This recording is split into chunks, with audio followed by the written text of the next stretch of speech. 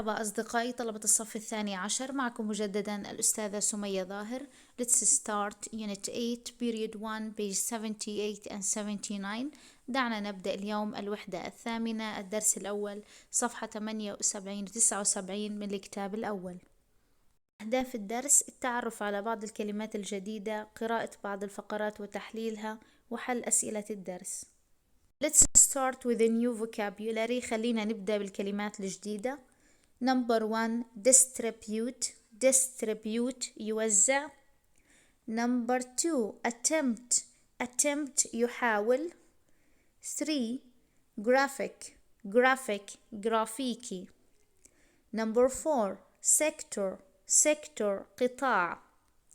Number 5 currently معناها حاليا أو في الوقت الحالي. Number 6 breakthrough انطلاقة. 7 we have returns عوائد مالية. 8 we have lack نقص أو عجز.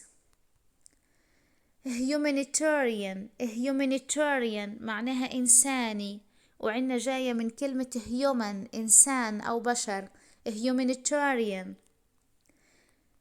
The last one is running معناها إدارة، بتساوي كلمة managing. طبعا انتوا عارفين كلمة running معناها يجري، تمام؟ لكن هنا إلها معنى تاني، إدارة. Let's start Unit 8 page 78 period 1. خلينا نبدأ في الدرس الأول من الوحدة الثامنة صفحة 78. عنوان وحدتنا لليوم in business في العمل التجاري. طبعا كلنا عارفين كلمة business مرت معانا قبل كده، معناها العمل التجاري. Activity number 1 discuss the questions in pairs or small groups. ناقش الأسئلة مع الأقران أو في مجموعات صغيرة. Number 1 what problems might you face when you're starting a new business؟ ما المشكلات التي تواجهك عندما تبدأ عمل جديد؟ Number 2 are there any particular problems a new business might have in Palestine؟ هل هناك مشاكل محددة في الأعمال التجارية في فلسطين؟ Number 3 in Palestine why might an internet-based company be easier to start than for a company that makes things؟ في فلسطين لماذا يبدو أن الشركات المعتمدة على الإنترنت أسهل كبداية من الشركات التي تعتمد على تصنيع الأشياء؟ طبعا عندنا 3 أسئلة، هاي 3 أسئلة مفروض تنحل في الصف، تتناقش مع الطلاب والتلاميذ والأستاذ جوا الصف. طبعا انتم من وجهة نظركم حلوهم على حسب معرفتكم. الآن خلينا نقرأ المقال. في عنا مقال بدنا نقرأه ونحلله، وبعد هيك نحل الأسئلة اللي عليه. Activity 2 read the article then complete the tasks on page 79. اقرأ المقال ثم أجب على الأسئلة صفحة 79. Let's start reading. طبعا احنا قبل ما نبدأ في قراءة المقال أكيد المقال بيحكي عن الأعمال التجارية، يعني بيحكي عن البزنس، تمام؟ وهذا الدرس كتير مفيد إلكم، لأنه بعد ما تتخصصوا في الجامعة وبعد ما تنزلوا على سوق العمل أكيد حتبدأوا تعملوا أعمال تجارية، تمام؟ فهذا الدرس كتير مهم إلكم. قبل ما نبدأ قراءة في عندي جملة في الأعلى business startups معناها بدأ العمل التجاري. طبعا عنا عنوان بالأسود في الأعلى graphic design معناها التصميم الجرافيكي. خلينا نقرأ ونحلل المقال التالي. Information and communications technology businesses could be the best hope for the economic future of Palestine, according to the experts inside and outside the country. شركات تكنولوجيا المعلومات والاتصالات يمكن أن تكون أفضل أمل لمستقبل فلسطين الاقتصادي وفقا لخبراء داخل وخارج البلد. طبعا عندنا country يقصد فيها Palestine.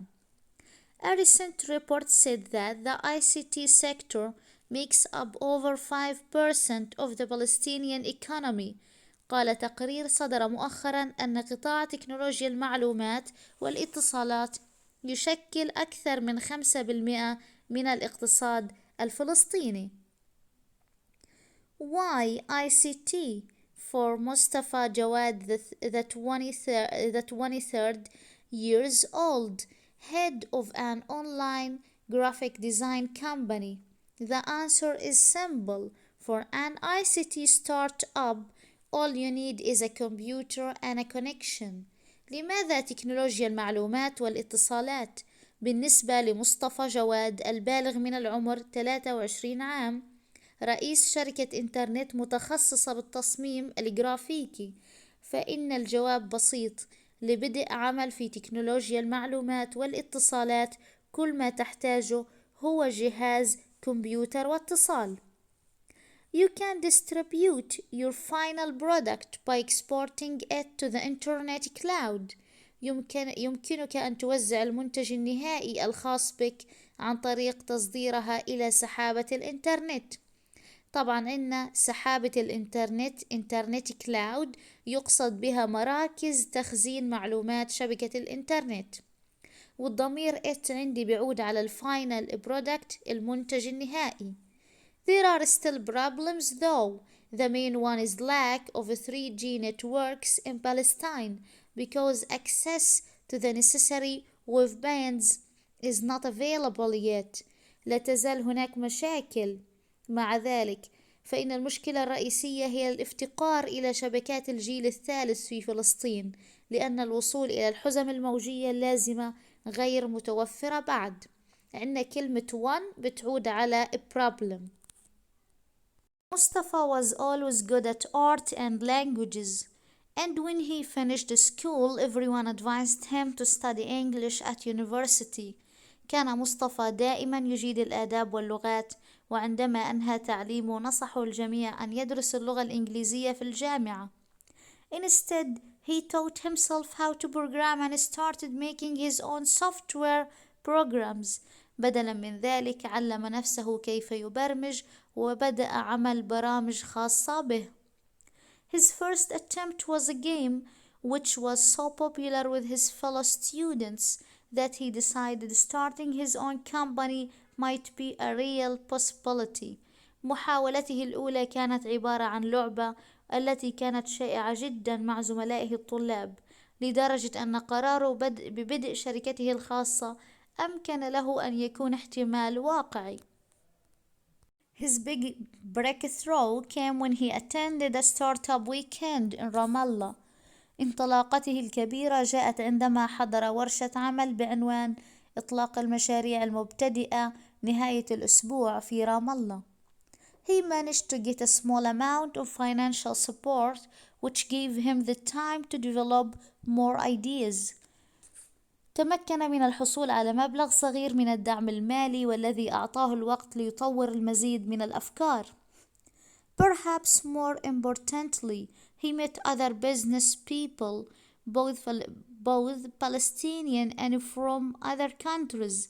وربما الأهم من ذلك أنه قابل رجال أعمال آخرين فلسطينيين أو من أقطار أخرى. He learned a lot about the practical side of running a business and about how to get his products noticed. تعلم الكثير من الجانب العملي في إدارة عمل تجاري وكيفية جعل منتجاته تلفت الأنظار أو تجذب الانتباه. Mustafa is currently working on a program that makes the teaching of chemistry in schools more fun. مصطفى حاليا يعمل على برنامج يجعل تعليم الكيمياء في المدارس أكثر متعة. طبعا عندنا الضمير ذات بيعود على program. He has already had interest from within Palestine and from other countries in the Arab world. تلقى بالفعل اهتمام من داخل فلسطين والأقطار الأخرى في الوطن العربي. طبعا شو هو اللي تلقى؟ مشروعه أو برنامجه. Like a lot of other young Palestinian business people who wants to do something positive to help his country, but he stresses that his company isn't a humanitarian operation. مثله مثل الكثير من رجال الأعمال الفلسطينيين الشباب، هو يريد أن يقوم بعمل شيء إيجابي ليساعد بلده، ولكنه يشدد أن شركته ليست شركة أو منظمة خيرية أو إنسانية. It's a business, he says, and the aim is to get good returns on the investment. إنه عمل تجاري، قال، يعني هو بيحكي إنه أنا شركتي مش منظمة خيرية، وإنما عمل تجاري ربحي، والهدف هو الحصول على عوائد مالية جيدة في الاستثمار. One way he believes he can help is to pass on what he's learned to others, even younger than he is. أحد الطرق الذي يعتقد أنه يمكن أن يساعد من خلالها هو تمرير أو نقل الذي تعلمه إلى الآخرين الذين هم أصغر منه سناً. I learned a lot from that startup weekend. When I go to the next one, I hope I'll learn more, but I'll also be able to advise others. تعلمت الكثير من ورشة عمل انطلاق المشاريع المبتدئة نهاية الأسبوع، وعندما أذهب إلى ورشة عمل أخرى آمل أن أتعلم أكثر، لكني سأكون أيضا قادرا على أنصح الآخرين. طبعا عندنا one بتعود على start up weekend، وطبعا الضمائر هي وهم كلها بتعود على مصطفى جواد. إذن المقال اللي معانا بيحكي عن شخص اسمه مصطفى جواد. He's Palestinian، شخص فلسطيني بيشتغل في الأعمال، وشارك في العديد من الأعمال سواء داخل فلسطين في رام الله أو على مستوى الوطن العربي. طبعا وكل أعماله كانت إلها علاقة بالبرمجة وتكنولوجيا المعلومات. هاي خلاصة المقال اللي أخذناه اليوم. Let's go to questions. خلينا نروح على الأسئلة ونحلهم. page 79 صفحة 79. Activity number 1. Find words highlighted in the text that have these meanings. أجد الكلمات المخطوطة أو المعلمة في النص لأضعها بجانب معانيها. إذن في هذا السؤال زي كل مرة بعد كل مقال بيكون عندي مجموعة كلمات مطلوب مني أجيب المعنى تبعها من النص. Number 1. Send to other places. إرسال إلى أماكن أخرى. طبعا مرت معنا كلمة distribute يوزع. Number 2. Try يحاول بتساوي كلمة attempt. 3. Relating to pictures. شو الإشي اللي له علاقة بالصور؟ طبعا الجرافيك. Part of a country's economy. جزء من اقتصاد الوطن أو البلد، طبعا عبارة عن sector القطاع. Number 5. At the moment. في هذه اللحظة بتساوي كلمة currently حاليا أو في الوقت الحالي. Number 6. Event that made a big difference. حدث يحدث اختلاف كبير وهو breakthrough انطلاقة. 7. Profits معناها أرباح أو عوائد مالية بتساوي كلمة returns. Number 8. Not having enough يعني معناها لا يوجد الكافي، معناها في عجز بتساوي كلمة lack. Number 9. Concerned with helping people معناها أنا مهتم بمساعدة الناس بتساوي كلمة humanitarian إنساني أو خيري. Number 10. Managing إدارة بتساوي كلمة running. طبعا هذا السؤال كتير مهم إني أعرف كل كلمة ومعناها باللغة الإنجليزية. طبعا هذا السؤال كتير مهم. It's so important. تمام؟ كل الكلمات أنا والمعاني والأجوبة جبتها من النص. الآن بالسؤال نمبر 2، السؤال اللي وراه مطلوب مني أستخدم الكلمات اللي أنا جبتهم من النص، أستخدمهم في الجمل بما يتلائم مع المعنى. Activity 2. Use the words in part 1 to complete the sentences below. استخدم الكلمات في القسم الأول لإكمال الجمل التالية. Number 1.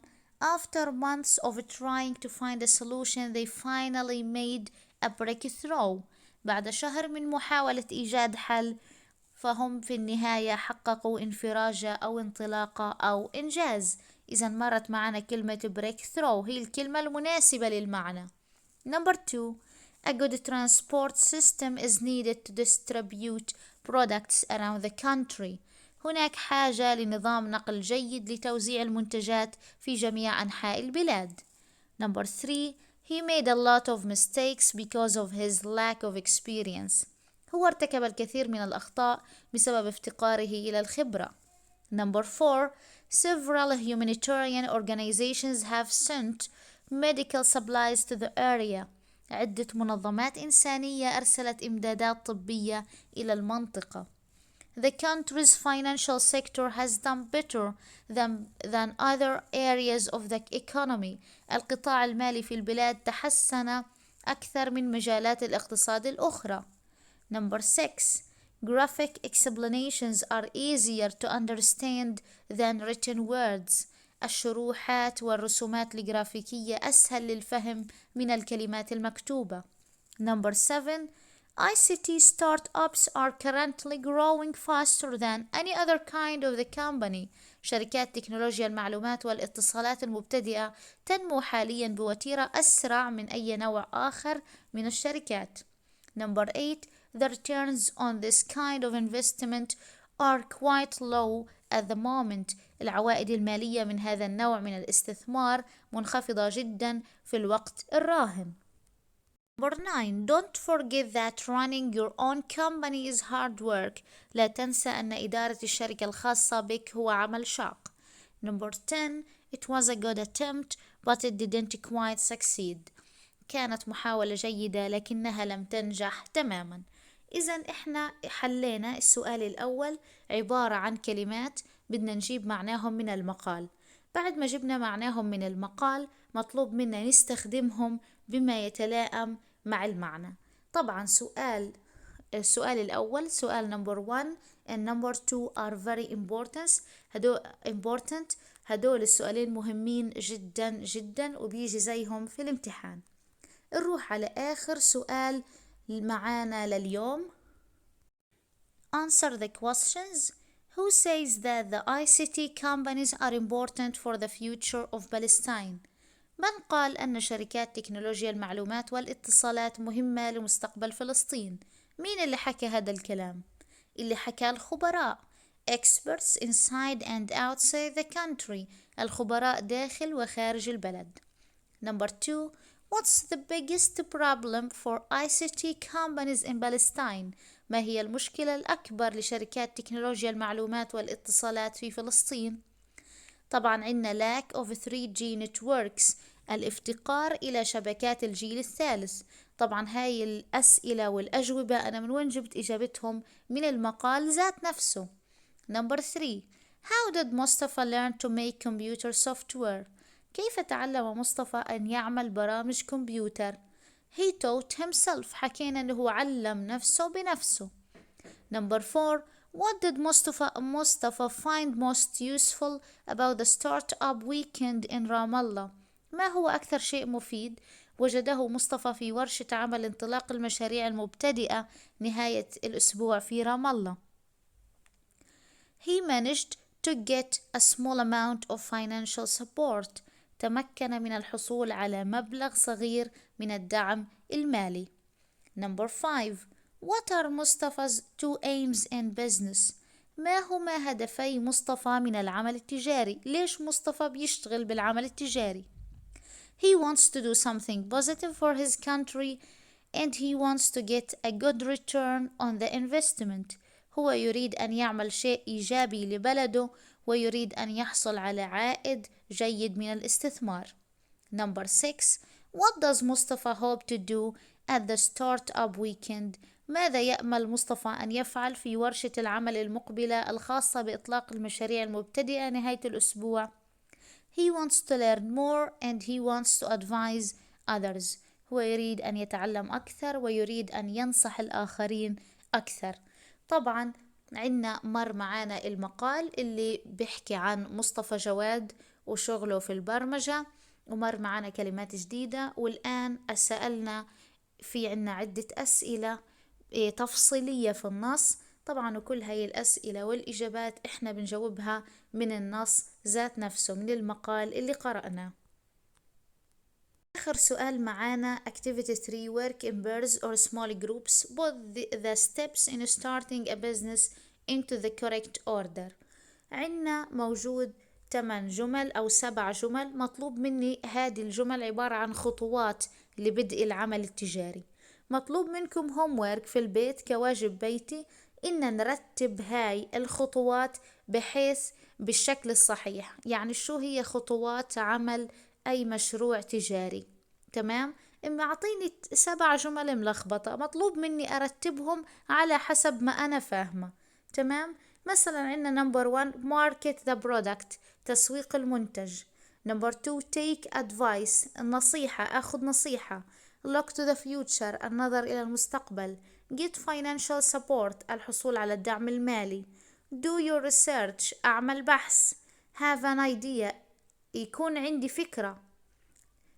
develop your product، تطوير المنتج. إذا هنا معطيني 7 خطوات للبدء في أي عمل تجاري. مطلوب منكم في البيت homework ترتبوا هاي الأفكار من أول فكرة لآخر فكرة. يعني أنا لما بدي أعمل عمل تجاري شو أول شغلة بعملها، شو تاني شغلة، شو تالت شغلة، إلى آخره. تمام؟